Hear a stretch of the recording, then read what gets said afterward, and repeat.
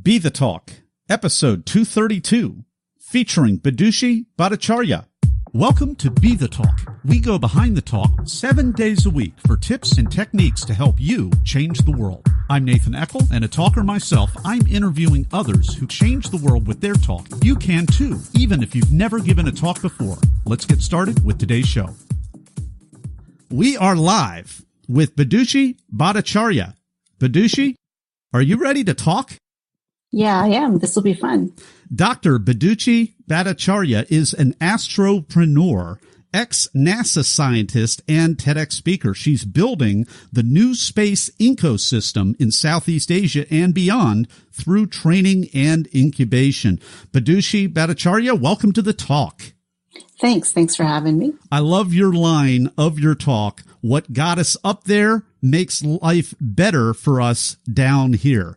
I love your optimism. You say we're going to get to Mars. However, there's no need, unlike some other entrepreneurs or astropreneurs, to abandon the Earth. It doesn't need to be uninhabitable. You are a real, I don't want to just call you an optimist, but I think it's a realist because you have data and proof that things really are getting better as long as we abandon the fatalism or at least hold it in check. That's a mouthful. Dr. Bidushi Bhattacharya, welcome to the talk. Thank you.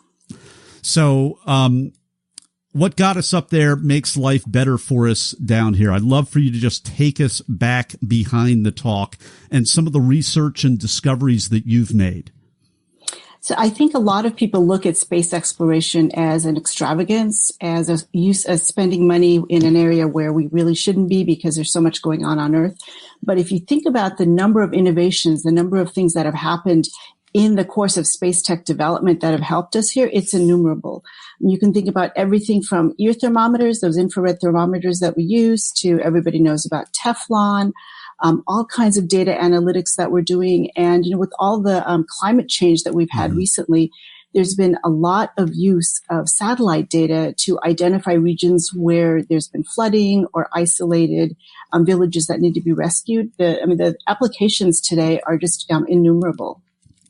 For sure. And at one point, just to illustrate things, you hold, I think it was some kind of a satellite camera up, and it went from being millions and millions and millions and millions of dollars to like $250,000. And you illustrate the economy of scale and how when we send up what was a new technology, it comes back down, and then in the form of whatever it might be, solar panels, not necessarily something you mentioned in your talk, but we see how the price of those panels have gone down when more and more millions of people start using those. So what actually did you hold up? Because I'm a little fuzzy. It was some sort of a camera, correct? That was a full-on satellite. That was a satellite it flies by itself. Yeah, it fits in the palm of your hand. And it flies by itself through space. It's got solar panels on the outside for power, and it weighs 1.1 kilograms. It's the real deal. And we're launching hundreds per year. So basically, we're sending up not just drones in our backyard, but almost like a satellite drone. Because they're really small and deployable. Yeah. I mean, they're the price of a fancy car, including launch. And just like your cell phone is a miniature computer from decades ago, these satellites are easy to build. You could go on YouTube right now and figure out how to put one together. And it's a real game changer. My own satellite. Right now. Sorry? I could create my own satellite by watching YouTube videos. You could do it. You could order the parts. You could put one together. And then if you were willing to throw out some cash, you could actually launch one yourself. I mean, students are doing this in high schools, universities, startups are doing this all over the place. We're at this amazing point right now where there's such a disruption in the sector. Absolutely. Now, what a great way to be able to learn. If you're a student right now, if you're a STEM student or looking for a project, or maybe you teach and you have a little bit of leeway in the summertime, what a great thing to put together. If it's as simple as, the phrase, it's kind of a silly phrase, monkey see, monkey do. We can watch these YouTube videos and just sort of imitate that and learn maybe the principles underlying that as we do it, or even later. Is that literally what people are doing, Bidushi? Well, that's basically the idea of what we're doing. We don't say monkey see, monkey do. We I say know that sounds a little laptop to silly, launch but pad, laptop to launch pad. Yeah. So you can, in fact, take a course. We offer these courses where you can figure out how to put a satellite together and do simulated operations. And the whole point of this is to get the future space workforce ready. Space is no longer an area where only the elite can have access. On a global scale, space and space tech are being democratized. And the only way we're really going to make progress is we can get people on a global scale to participate. And that's the whole motivation behind what we're doing, to just get the word out. So I've got to ask you this question. And normally if you weren't an ex-NASA scientist, this would be kind of an inappropriate gotcha question, but you're in the field.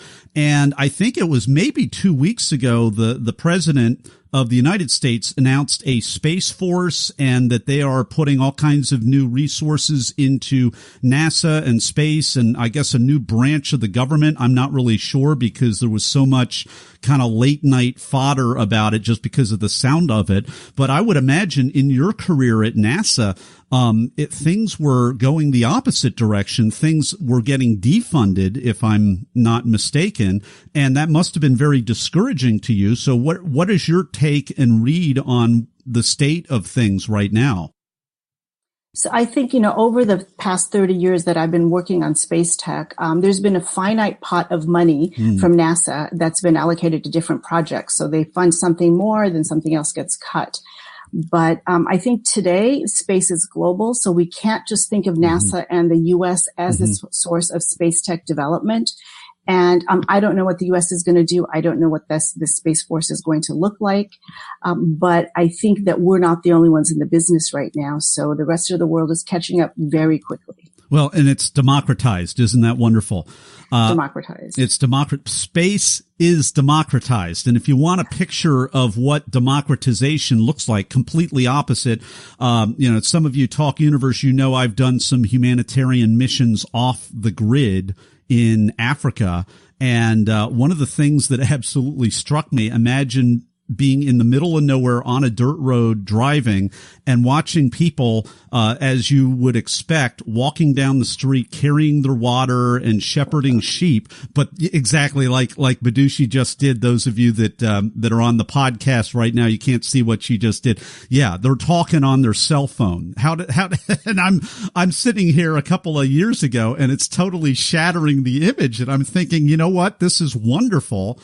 It's completely democratized. They don't need to install these silly telephone poles or go under the ground or be wired. Africa can catch up to the rest of the world and surpass the rest of the world. And that's what's happening in space. So I'd love for you to contribute your thoughts even more about that, Bidushi. So in the past, if you were a smaller country with fewer resources, and let's just say you wanted images of an area where there had been flooding due to a hurricane, you relied on the bigger countries to hand you data if and when they got it. But now you can go in, launch your own small CubeSats, take images where you want, when you want, and have complete control.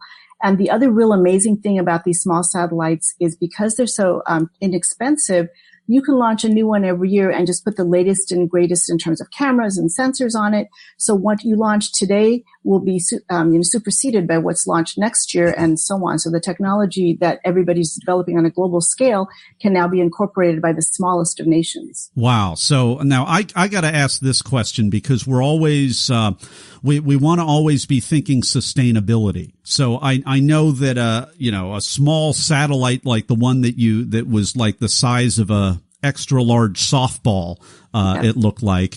That's wonderful, because it's just a tiny fraction of what we used to send up. On the other hand, I'm wondering, is this a single use satellite? It sounds like it. Is there any way to be aware, and what are people doing with all, I've heard it called space junk, all of just the different things that we're throwing up there? Is there a plan for that right now? Is that something that people are focusing on, developing a plan? What's the thought in terms of the other end of the sustainability piece? I really like that question, because, 150 years ago, nobody would have thought about polluting the oceans. And now we've got that plastic island floating around. In space, in fact, this could be an issue in the longer run. There are agreements in place now where people have to deorbit their CubeSats, within 25 years of them being up there. And they're small, so they will burn up in the atmosphere. Yeah. We do have mechanisms in place, and people are actually starting to put on tech to have them come back down to Earth when they've stopped operating. So that was a new word for me and probably Talk Universe, deorbit. I love that. Deorbit, yeah. So how does that work? They just have it's almost like the old Mission Impossible, this message will self-destruct. Is that kind of the idea? You don't want to do that, because if you have your satellite explode, it's traveling at 20,000 miles an hour. It's going to create thousands of pieces of debris, and something the size of a piece of sand can shred a solar sail up there if it's moving at 20,000 miles an hour relative to you. All right, don't do that, Talk Universe. Don't put that feature in your micro satellite. Go on. Don't try this at home. What people typically do, where CubeSats typically are, there's a residual amount of atmosphere. It's very, very tenuous, but there is an atmosphere up there. So you could increase your profile to create drag. So people actually put down a cable. People are talking about putting tiny bits of propulsion on board for that sort of last gasp, that last hit to sort of drive you down into the atmosphere. There are a lot of options out there that people are exploring, but the bottom line is people are aware of this problem, and we're going to make sure that these puppies don't stay up there after they've stopped working. Wow. So we've been enjoying this talk. I'd love to talk even more with Bidushi Bhattacharya. Her TEDx Singapore talk was called What Space Exploration Can Bring Us. And in a moment, we're going to talk with Bidushi some more in the Blitz Round. People ask, how could I start a 7-day-a-week podcast? It's because of what I've learned from my mentors. Some of the best mentors in history aren't around anymore. They've left hours of one-on-one mentoring behind in their books. Each month at Classics on Tap, I record a new chapter from a classic business book to help you make a difference. Download your first chapter at classicsontap.com. And we're back with the Blitz Round with Bidushi Bhattacharya. It is time to ask her a series of either-or questions related to the preparation and performance of her recent TEDx Singapore talk. Are you ready, Bidushi? I am. First question, were you invited to speak or did you apply? I was invited based on some other talks I had given. All right. Now, you walk on stage. Did you have nerves or were you in the zone or neither or both? It was both. Look, space is an easy sell. So whenever I talk about space and space tech, people get off their phones. They actually sit up and pay attention to what's being said. It's a lot of fun. Different question than I normally ask. Is there a special space-related cartoon or television show that you liked growing up? I was definitely a Star Trek fan. Yep, not Star Wars, Star Trek. Not Star Wars, Star Trek. Who was your favorite character? Was it Captain Kirk? Not Uhuru. It was Captain Kirk. No, it was Captain Kirk. Captain Kirk. All right. Memorizer, improviser, or blender? Which do you do? I prefer to be an improviser. For the TEDx talk, we did have to memorize. It was a much more structured event, as you know. But because I believe in this stuff and I'm so passionate, I really like to feed off of the audience and just get going with whatever the audience sort of responds to. All right. What is a tip, tool, or technique that helped you? I would say just practice. Like everybody else says, it's pretty obvious, and know what you're talking about and feel it. Yeah, feel it. And passion will win the day for sure. This is the cut for time question. What was the most painful part of your talk that you may have had to cut out? I would have loved to have given hundreds of more examples of innovations that we've had because of space technology, but you just can't fit all that in. Can you give me one very quickly right now, since we can go behind the talk here? I would say I didn't really talk much about Teflon, which is used in everything from medical to plumbing to kitchen applications. So it's sort of across the board. Cool. What was the most unexpected, strange, or just plain weird thing that happened during or right before your talk, Bidushi? Oh, this is funny. So one of the things I did in my talk was I talked about Mylar blankets that we use now for camping, and they've been used to help refugees. They were actually used as thermal blankets on spacecraft originally, and you can order them on Amazon. They're like a couple dollars each. And I had a bag of those and I had to pull one out for the talk. So as I was going through pulling this blanket out, I was surrounded by like a dozen people saying, "Oh my God, can I have one? Those are so cool." And people were so excited to be getting one of these Mylar blankets. Oh, I love it. And you do that right at the end. You actually wrap yourself up in a blanket that's less than a paper sheet wide, if I remember correctly. Yeah, it's thinner than a sheet of paper. You got it. My gosh.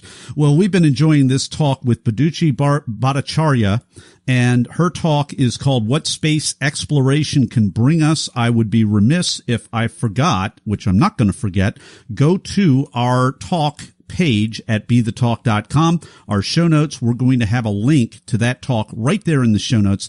Additionally, you want to connect with Bidushi. This is neat stuff. And her website is bse-space.com, correct?